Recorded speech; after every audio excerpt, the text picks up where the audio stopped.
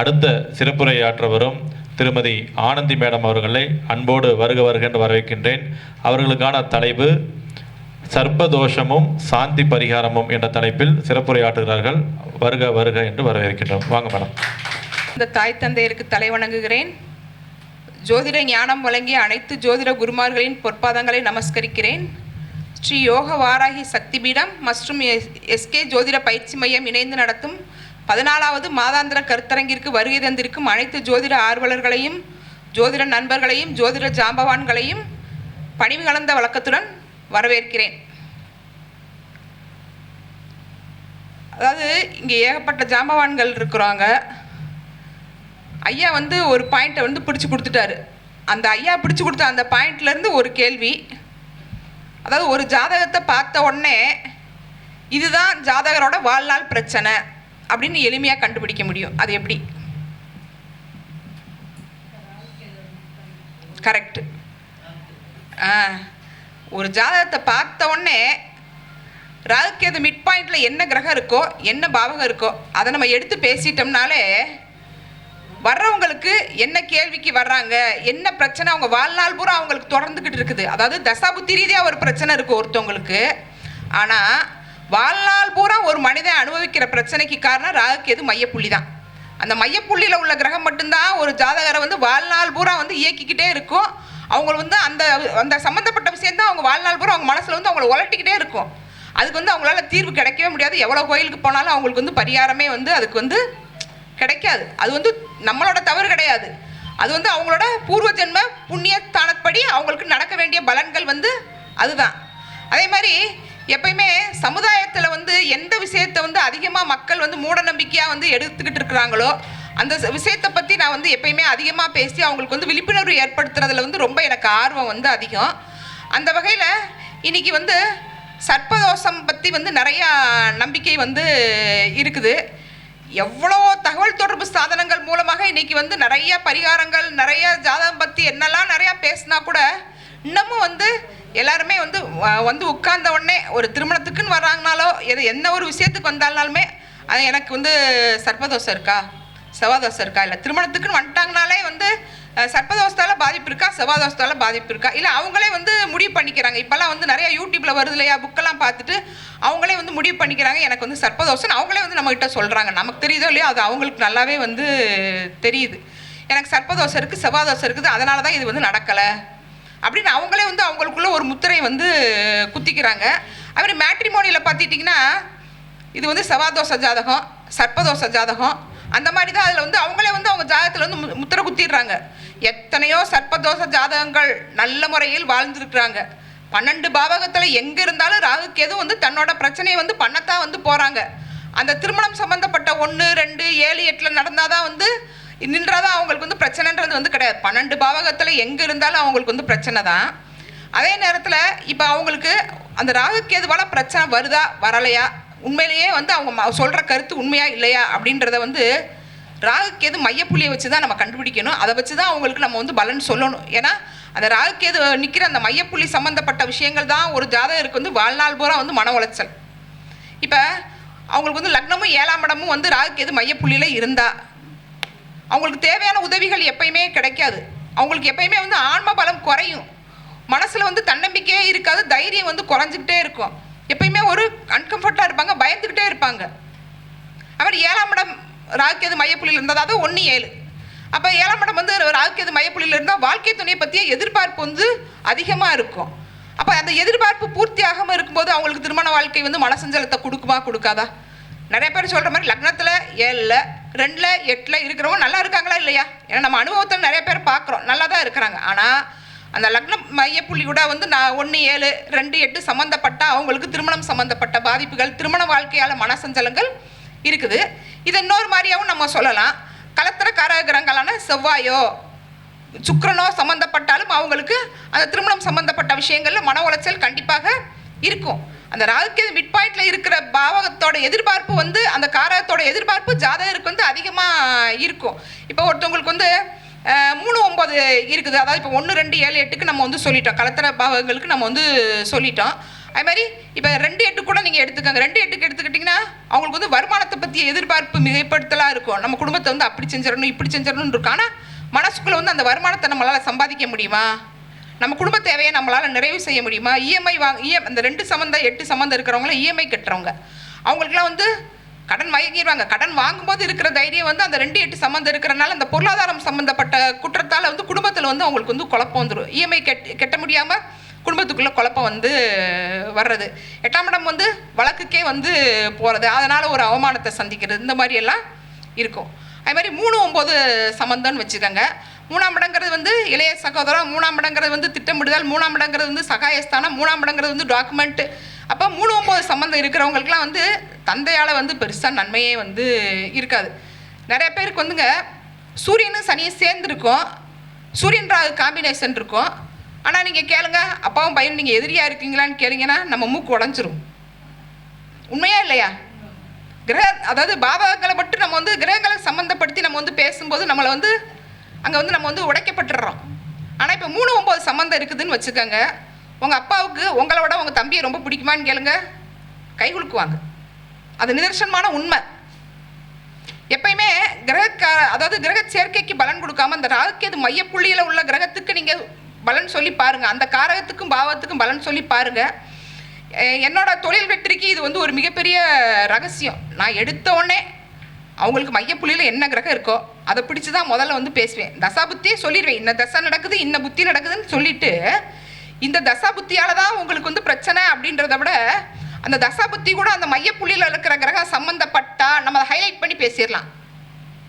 அந்த காரகமோ பாவகமோ அவங்களுக்கு அந்த மையப்புள்ளியில் இருக்கிற கிரகத்து கூட சம்மந்தப்படலைன்னா நம்ம அதை பற்றி பிரதானப்படுத்தி பேச வேண்டிய அவசியம் இல்லை. ஆனால் அதே நேரத்தில் அதை சொல்லாமல் அவங்களுக்கு விடக்கூடாது. ஏன்னா அவங்களுக்கு வாழ்நாள் பூரா அதான் வந்து மன உளைச்சல். இப்போ 4-10 சம்மந்தம் இருந்ததுன்னா அவங்களுக்கு தொழிலால் மன உளைச்சல் இருக்கும், சொத்தால் மன உளைச்சல் இருக்கும், தாயால் மன உளைச்சல் இருக்கும். இப்போ விவசாயிகளாக இருந்தாங்கன்னா, கால்நடை வளர்ப்பவர்களாக இருந்தாங்கன்னா, உங்களுக்கு லக்னத்துக்கு 4ஆம் இடம் நல்லா இருக்குது, நீங்கள் வந்து கால்நடை வளர்க்கலாம், உங்களுக்கு விவசாயம் நல்லா வரும்னு சொல்லி பலன் சொல்லியிருப்பாங்க. ஆனால் அவங்க ஜாதக ரீதியாக 4 குடையவனோ செவ்வாயோ 4ஆம் அதிபதியோ அந்த லாகுக்கு எது மையப்புள்ளியில் இருந்தால் விவசாயிகள் பெருமையாக வந்து அப்படியே ரொம்ப பாதிக்கப்படுவாங்க. உங்களுக்கு நல்லா இருக்குங்க நல்லா இருக்குங்க நல்லா இருக்குங்கன்னு 1000 ஜோசியரை வந்து பார்த்துருவாங்க. ஆனால் நம்ம வந்து நுண்ணிப்பாக வந்து பார்க்கணும். அந்த மையப்புள்ளியில் இருக்கிற கிரகம் வந்து தசாபுத்தி கூட சம்மந்தப்பட்டுட்டா அவங்களுக்கு ஃபேவராக நம்ம வந்து பதில் சொல்லக்கூடாது. அதையும் வந்து எதவா சொல்லணும், எடுத்த உடனே வந்து உனக்கு அப்படி ஆயிரும் இப்படி ஆயிரும்னு வந்து சொல்லக்கூடாது. கொஞ்சம் நல்லதெல்லாம் ப்ளஸ்ஸாக சொல்லிவிட்டு உங்களுக்கு இந்த மாதிரி இருக்குதுங்க அதனால தான் இந்த பிரச்சனை அப்படின்னு ராகுக்கேது மையப்புள்ளியை நீங்கள் எடுத்து பேசுங்க. ஜாதகரை நம்மளால் வந்து மனநிறைவை அடைய செய்ய முடியும். இப்போ அதே மாதிரி 5-11 இப்போ 5ஆம் இடங்கிறது வந்து குழந்தை, 5ஆம் இடங்கிறது பூர்வீகம், 5ஆம் இடங்கிறது வந்து அதிர்ஷ்டம், 5ஆம் இடங்கிறது வந்து காதல். இந்த பிள்ளைக்கு வந்துங்க சனி செவ்வாய் சம்மந்தம் இருக்குது. இந்த பிள்ளை காதலில் வந்து ஜெயிச்சிரும்னு நீங்கள் சொல்லுங்கள். அது ஏதோ ஒரு தப்பு நடந்து அது மறைஞ்சி அம்மா அப்பா சொல்கிற பெற்றவங்க அதாவது பேரண்ட்ஸ் சொல்கிறவங்கள அந்த பிள்ளை நல்லா கல்யாணம் பண்ணிக்கணும். இப்போ நம்மளோட மூக்கு உடஞ்சிரும். புதன் ராகு சம்மந்தம் இருக்குது, புதன் கேது சம்மந்தம் இருக்குது, சனி செவ்வாய் சம்மந்தம் இருக்குது, காதல் திருமணம் ஜெயிக்கும்னு நம்ம சொல்லக்கூடாது. அவங்க ஜாதக ரீதியாக புதன் ராகு கேது மையப்புள்ளியில் இருந்தால் காதல் புட்டுக்கிடும். நம்ம தாராளமாக அடித்து சொல்லலாம். கேட்பாங்கல்ல இது ஜெயிக்குமா ஜெயிக்காதா அப்படின்னு. இப்போ அதிர்ஷ்டம் சம்மந்தப்பட்ட ஒரு விஷயத்தை நோக்கி போகிறாங்க. நான் வந்து ஷேர் மார்க்கெட் போகலாமா கேட்டு வர்றாங்க இல்லையா. இந்த இப்போல்லாம் ஆன்லைனில் நிறையா சூதாட்டங்கள் நடக்குது இல்லையா. அதுக்கெல்லாம் வந்து நம்ம புதன் ராகுக்கேது மையப்புள்ளியில் இருந்தால் நம்ம தைரியமாக அடித்து சொல்லலாம். உங்களுக்கு வந்து நீங்கள் எவ்வளோ இப்போ சூதாட்டம்னா என்னங்க, வந்து 5000 கொடுக்கும், அடுத்து 10000 கொடுக்கும். அது என்ன அதோட வேலை என்ன? 5 லட்சம் 10 லட்சம் அவங்கள வந்து கூட்டிகிட்டு போகிறது தான் அதோட வேலைகள். எத்தனையோ ஐடி ப்ரொஃபைலில் இருக்கிறவங்க எவ்வளோ பெரிய கௌரவமான உத்தியோகத்தில் இருக்கிறவங்கலாம் வந்து இங்கே தான் வந்து சின்னாபின்னமாக போயிட்டு வர்றாங்க. இங்கெல்லாம் வந்து அவங்களோட ஜாதக ரீதியாக 5ஆம் இடத்தை வச்சு பலன் சொல்லிடுறாங்க. உங்களுக்கு 5 நல்லா இருக்குங்க, 5ல் ராகு இருக்குங்க, அப்போ உங்களுக்கு வந்து அதிர்ஷ்டம் வந்து வேலை செய்யும் அப்படின்னு வந்து சொல்கிறாங்க. அப்படி கிடையவே கிடையாது. 5-11 ராகுக்கேது மையப்புள்ளியில் இருந்தால் நீங்கள் வந்து தைரியமாக அடித்து சொல்லலாம். நீங்கள் ஷேருக்கு போகாதீங்க, காதல் ஃபெயிலியர் ஆகிடும். உங்களுக்கு குலதெய்வம் சம்மந்தப்பட்ட மன உளைச்சல் இருக்கும். ஒன்று அவங்களுக்கு குலதெய்வம் தெரியாது, இல்லை குலதெய்வம் கோயிலுக்கு போயிட்டு வந்தால் அவங்களுக்கு ஏதாவது நடக்கும். இந்த மாதிரி வந்து மன உளைச்சல் கண்டிப்பாக இருக்கும். அதேமாதிரி 5-11 சம்மந்தம் இருந்தால் ராகுக்கேது மையப்புள்ளியில் இருந்தால் குழந்தை பிறக்காதுன்னு கிடையாதுங்க. குழந்தை பிறந்த பிறவும் குழந்தையால் ஏதாவது மன உளைச்சல் இருந்தால், ஒன்று குழந்தைக்கு நோய் இருக்கிறது, இல்லை குழந்தையோட படிப்பு செலவுக்கு நம்மளால் பண்ண முடியலை, இல்லை குழந்தையால் வந்து ஏதாவது மன உளைச்சல், இந்த மாதிரி 5-11 சம்பந்தம் இருந்தாலும் அந்த ராகுகேது மையப்புள்ளியில் 5-11 சம்பந்தம் இருந்தாலும் குழந்தைகளால் மன உளைச்சல் இருக்கும், அதிர்ஷ்டத்தால் மன உளைச்சல் இருக்கும், பூர்வீகம் சம்மந்தப்பட்ட விஷயங்கள் அவங்களுக்கு வந்து சித்தியாகாது. இப்போ 5ல் ராகு இருக்குங்க, நம்ம அவங்ககிட்ட வந்து உங்களுக்கு வந்து பூர்வீக சொத்து எனக்கு கிடைக்குமான்னு கேட்பாங்க. உங்களுக்கு 5ல் ராகு இருக்குங்க, 5ல் சனி இருக்குங்க, உங்களுக்கு 5ல் அட்டமாதிபதி இருக்காரு, பூர்வீக சொத்து கிடைக்காது அப்படின்னு வந்து எழுதி கொடுத்துருவாங்க. ஆனால் அவன் வந்து ஒரு 3 மாதத்துலேயே 6 மாதத்துலேயே ஒரு சின்ன பிரச்சனை வரும், ஆனால் ஜெயிச்சிட்டேன் அப்படின்னு வந்து நம்மகிட்டே வந்து சொல்லுவாங்க. அந்த ராகுகேது மையப்புள்ளியை நீங்கள் பிடிங்க, கண்டிப்பாக உங்களால் வந்து ஒரு லெவலுக்கு வந்து பலனை வந்து பிரமாதமாக வந்து வெளிப்படுத்த முடியும். அதே மாதிரி 6-12 இப்போ ஒருத்தவங்களுக்கு கடன் தீருமா தீராதா, சுபவிரயமா அசுபவிரயமா, முக்தி கிடைக்குமா கிடைக்காதா, வெளிநாட்டு வாழ்க்கை உண்டா இல்லையா, வெளிநாட்டு குடியுரிமை கிடைக்குமா, இது அன்னைக்கு வந்து பிரதானமான கேள்வி. இப்போ நிறையா பேருக்கு வெளிநாட்டு வாய்ப்பு கிடைக்குது. ஆனால் இப்போ நம்ம அந்த 12ஆம் இடம் வந்து ராகுகேது மையப்புள்ளியில் இருந்தால் நம்ம தைரியமாக சொல்லலாம் வெளிநாட்டு குடியுரிமை கிடைக்கும் அப்படின்னு நம்ம தைரியமாக சொல்லலாம். இப்படி வந்து அந்த ராகுகேது மையப்புள்ளியை எடுத்து நம்ம பலன் பேசும்போது எளிமையாக வந்து ஜாதகரோட பிரச்சனைகளுக்கு நம்மளால் தீர்வு கொடுக்க முடியும். அதே மாதிரி இப்போ என்ன நீங்கள் எப்படி நீங்கள் பலன் சொல்லுங்கள், ஆனால் கூட அவங்க கேட்குற கேள்வி எனக்கு ராகுகேதுக்கு பலன் சொல்லு, ராகுகேதுக்கு பரிகாரம் சொல்லு. இதுதான் வந்து இன்றைக்கி கடைசியாக வந்து நம்ம முதல்ல இருந்து கடைசி வரைக்கும் நம்ம ஒரு 1/2 மணி நேரம் பேசியிருப்போம் ஒரு ஜாதகத்துக்கு. கடைசி அவங்க திரும்ப வந்து நிற்பாங்க, எனக்கு வந்து ராகுகேதுக்கு பலன் சொல்லுங்கள், இப்படி தான் வந்து நிற்பாங்க. நம்ம வந்து எத்தனை கிரக சேர்க்கையை வச்சு சொன்னாலும் சரி, எவ்வளோ பாவ காரத்துனாலும் அவங்க கேட்குற கேள்வி எனக்கு ராகுகேதுக்கு பரிகாரம் சொல்லு. சரி, நம்மளும் மக்களோட மனசை கொஞ்சம் சமாதானப்படுத்தி முயற்சி பண்ணுவோம். இப்போ வந்து லக்னத்திலேயோ 7ஆம் இடத்துலையோ ராகு இருந்தாலும் கேது இருந்தாலும் சரி, அவங்களுக்கு வந்து ஆன்ம பலம் வந்து குறையும். அவங்களால வந்து எதிர்பார்ப்புகள் வந்து அவங்களுக்கு வந்து அதிகமாக இருக்கும், அந்த எதிர்பார்ப்புகள் வந்து நிறைவேறாது. இப்படி இருக்கிறவங்க என்ன செய்யலாம் அப்படின்னு கேட்டிங்கன்னா, இடுப்பில் சர்ப்பம் தரித்த விநாயகரை வந்து வழிபாடு பண்ணணும். அவங்களுக்கு அந்த ப்ராப்ளம் வந்து ஈஸியாக வந்து ரெக்கவர் ஆயிரும். அதே மாதிரி 2ஆம் இடத்துலையும் 8ஆம் இடத்துலையும் வந்து ராகுகேது சம்மந்தப்பட்ட ரெட்டை சர்ப்பங்கள் வந்து பின்னிய மாதிரி வந்து நிறைய இடத்துல வந்து சிலை செதுக்கி வச்சுருப்பாங்க. அந்த சிலையை போய் வந்து வழிபாடு பண்ணிட்டு வரணும். இதில் இன்னொரு ஒரு சூட்சமமான விஷயம் என்ன இருக்குது அப்படின்னு கேட்டிங்கன்னா,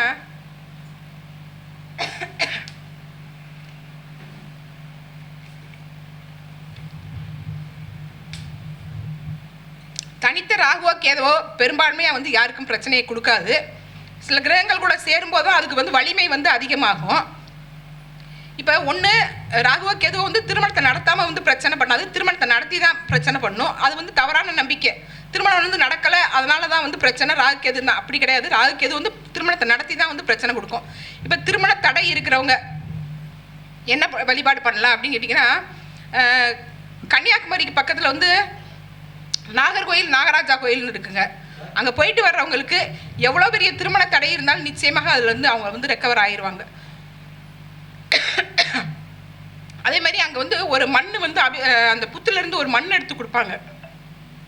அந்த மண்ணை வந்து அவங்க வந்து வீட்டுக்கு எடுத்துகிட்டு வந்து கரெக்டாக அதை வந்து தலைக்கு தேய்ச்சி குளிச்சுட்டாங்கனாலே அவங்க ஜாதக ரீதியான எவ்வளோ பெரிய சர்ப்பதோஷம் இருந்தாலும் அடிபட்டுரும், திருமண தடை வந்து அகன்றும். இப்போ 2ஆவதா ஒன்று நடக்கலைன்னு வர்றாங்க, இல்லைனா திருமணம் நடந்து பிரச்சனைன்னு வர்றாங்க. அப்போ அதுக்கும் வந்து 2-8 1-7 காரணமாக நம்ம அவங்களோட கருத்துப்படியே போனாலும் சங்கரன் கோயில் போகணும். அதாவது கோவில்பட்டி மாவட்டத்தில் வந்து சங்கர நாராயணர் கோமதி அம்மன் கோவில், இங்கே வந்து போய் அங்கே வந்து கோமதி அம்மன் முன்னாடி வந்து ஒரு ஸ்ரீ சக்கரம் இருக்குதுங்க. அந்த ஸ்ரீ சக்கரத்துக்கு முன்னே உட்காந்து அவங்க வந்து ப்ரேயர் பண்ணிட்டு வந்தாங்கனாலே அந்த ஸ்ரீ சக்கரத்துக்கு மேலே உட்காந்து ப்ரேயர் பண்ணுறதுக்கு அங்கே விடுறாங்க.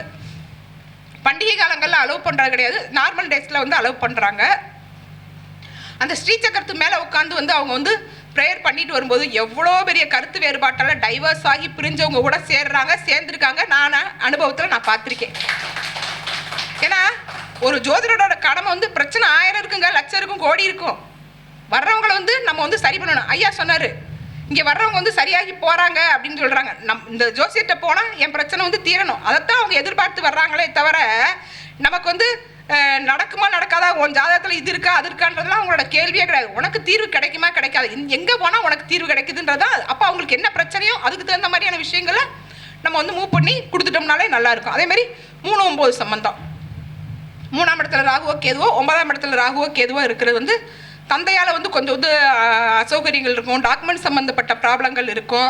அதே மாதிரி பால்வினை நோய் வர்றதெல்லாம் வந்து 3-9 சம்மந்தம் தாங்க.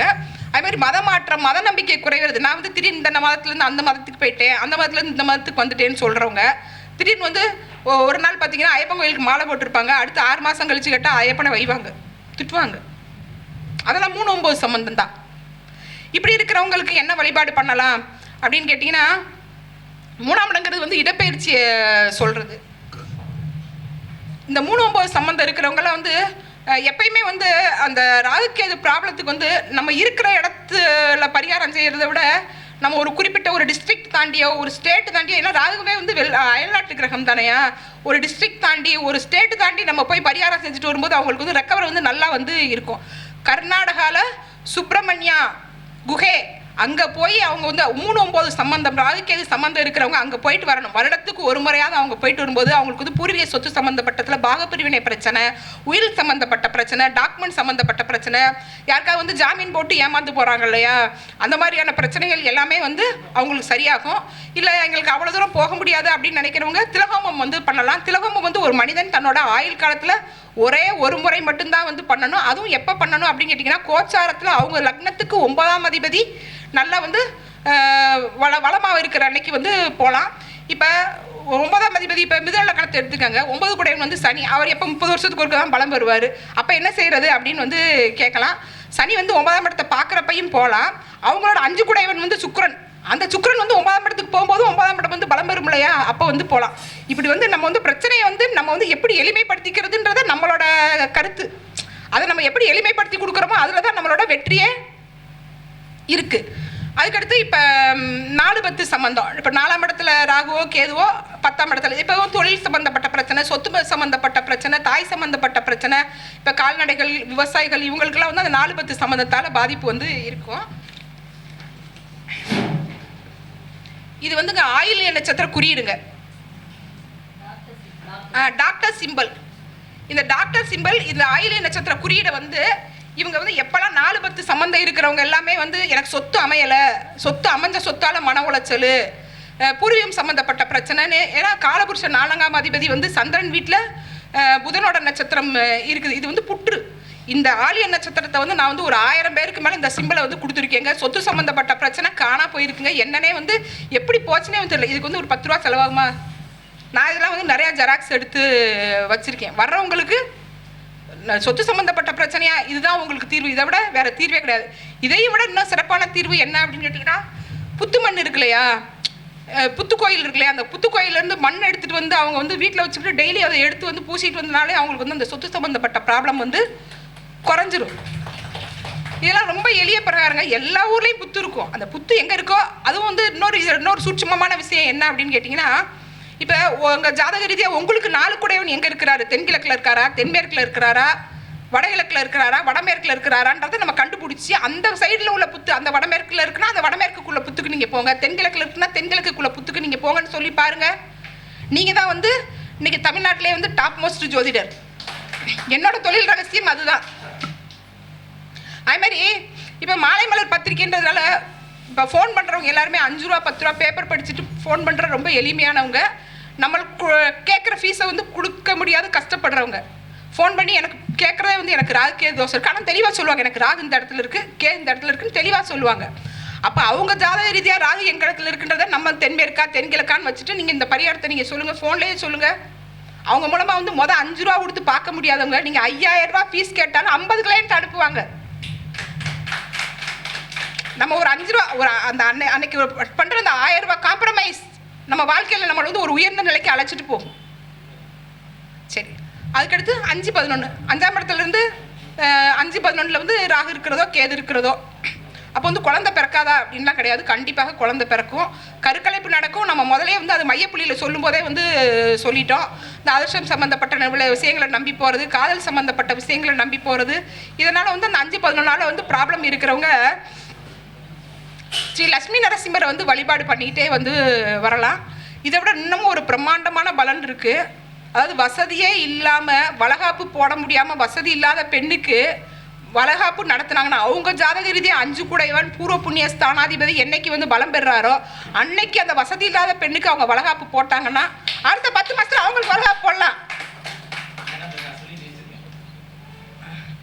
சரி, அதுக்கடுத்து 6, 12.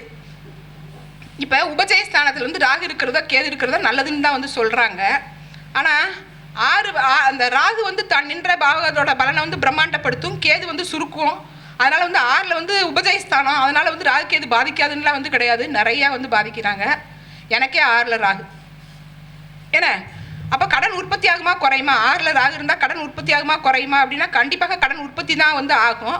6ல் கேது இருந்தால் கேது தான் நின்ற பாவக பலனை சுருக்கும்ல, அப்போ கடன் குறையணும்ல. கேது வலை கிரகம், நல்ல வலையை போட்டு போட்டு உங்களை திணிச்சு தான் விடுமே தவிர குறைக்காது. அதே மாதிரி 12ல் கேது இருந்தால் வந்து மோட்சம் அப்படின்னு ஒரு கருத்து வந்து இருக்குது. அப்படியெல்லாம் கிடையாது. அவங்க ஜாதக ரீதியாக 12 கூடையவன் தான் அவங்களுக்கு வந்து மோட்ச ஸ்தானாதிபதி. அந்த 12 கூடையவன் வந்து அவங்களுக்கு என்ன நிலையில் இருக்கிறாரு, எந்த ஜென்மத்தில் வந்து அவருக்கு வந்து மோட்சத்தை கொடுக்க போகிறாரு அப்படின்றது அவங்க ஜாதக ரீதியாக 12ஆம் அதிபதியை வச்சு தான் வந்து முடிவு பண்ணணும். அதே மாதிரி இந்த சர்ப்பதோஷத்தில் வந்து நிறையா வகைகள் இருக்குதுங்க. கால சர்ப்பதோஷம், விடுபட்ட கால சர்ப்பதோஷம், இப்போ நம்ம சொன்ன மாதிரி ராகுகேது மையப்புள்ளியில் உள்ள கிரகங்கள், இந்த மாதிரியெல்லாம் நிறையா தோஷங்கள் வந்து இருக்குது. உங்கள் ஜாதகத்தில் ராகுகேது தோஷம் இருக்குதா இல்லையான்னு நீங்கள் பார்க்க வேண்டாம், தெரியுதா தெரியலையான்னு பார்க்க வேண்டியது. அது வந்து உங்களுக்கு வந்து நல்லது செய்தா கெட்டது செய்தா நீங்கள் எதையுமே பார்க்க வேண்டாம். இது வந்து பாம்பன் சுவாமிகள் அருளிய துவித நாக பந்தம்.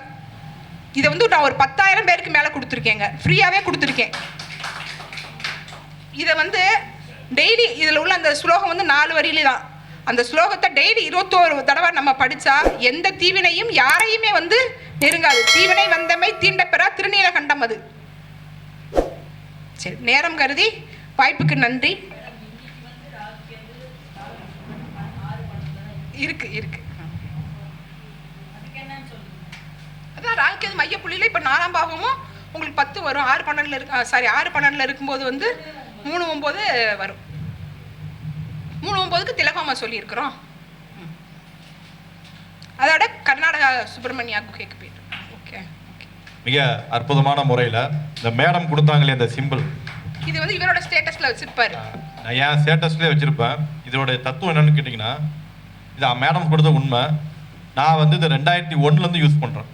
இப்போ 2001 யூஸ் பண்ணுறேன்னா தெரிஞ்சுக்கேன். நான் நிறையா தாந்திரிக்கு, சைக்கோ சிம்பாலஜி, டாரட் கார்டெல்லாம் நிறையா படிச்சிருக்கேன். அதை 2001 இது எதுக்காக யூஸ் பண்ணுறோம்னா, ரொம்ப சிக்கலாக வாழ்க்கையில் யாரெல்லாம் இருக்கிறாங்களோ, உங்களுக்கு மாற்றம் எல்லாம் ஜெயிக்க முடியலன்னா இந்த சிம்பிள் பயன்படுத்துங்க, கட்டாயமாக ஜெயிக்க முடியும். இந்த சிம்பிளுக்கு ஒரு தேவதை இருக்கிறாங்க, அதுதான் சீக்ரெட்டு.